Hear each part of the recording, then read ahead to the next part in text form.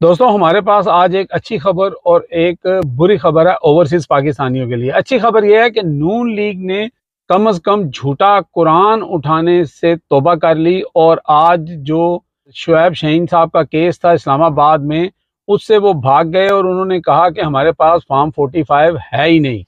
और जो election commission है वो जो है वो अभी हीले बहाने कर रहा है, लेकिन फॉर्म 45 तो पेश करना पड़ेगा। क्योंकि आपको पता है तारक फजल चौधरी जो हैं वो टीवी शो में आके कहते रहे हैं कि जनाब आपको क्यों दिखाऊं, आपके सामने कसम क्यों उठाऊं, हम अदालत में जाएंगे, अदालत में दिखाएंगे। लेकिन आज उन्होंने साफ इनकार कर दिया। ये बहुत अच्छा किया क्योंकि ये दुनिया की सीटें, ये सारे मामला अपनी जगह, लेकिन झूठा कुरान उठाना तो मेरा ख्याल है कि किसी के हक में बेहतर नहीं था। दूसरी बुरी खबर यह है कि ओवरसीज पाकिस्तानी अब जो पैसा भेजेंगे उसके ऊपर भी आपको टैक्स देना पड़ेगा पाकिस्तान में। यानी यहाँ यूके के अंदर भी आप टैक्स दें, अमेरिका के अंदर भी दें और फिर पाकिस्तान में भी आप टैक्स दें।